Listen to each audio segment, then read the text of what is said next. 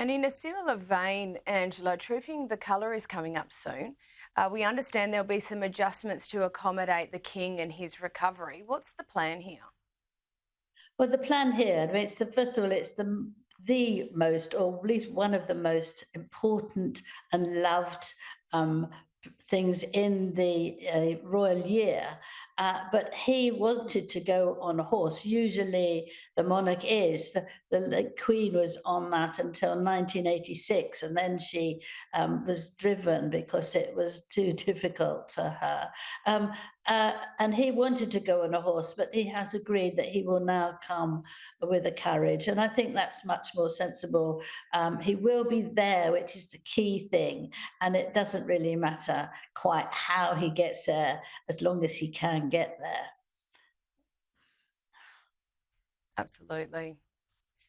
Now, on to the Queen, and it's been reported that she's pledged to no longer wear fur.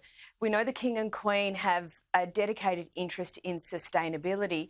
Is this another branch of that worldview? Yes, I think so. I think that she said it because, particularly, the king is very against that sort of thing, and I think she just fits along. She's had one.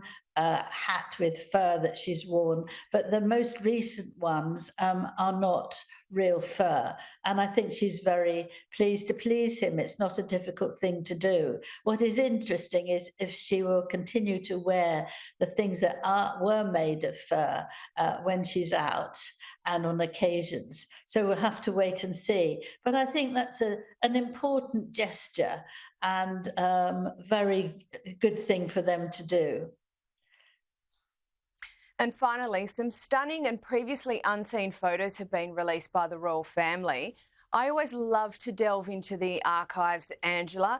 And which were your favourite here? And what do these sorts of releases say to you? Well, I'm astonished that it's never been shown before. I mean, it's absolute treat. I love the one with the four mothers, the Queen, the then Queen, the Princess Margaret, Princess Alexandra, Duchess of Kent, all these royal women who actually had babies within 2 months of each other. Astonishing thing, lovely for the babies as they grew up. And it was all taken by Lord Snowdon, that Princess Margaret's husband, who was a photographer. And I think it just looks lovely because there you have the royalty, but you also have the mother. And I think it's lovely to join those two together.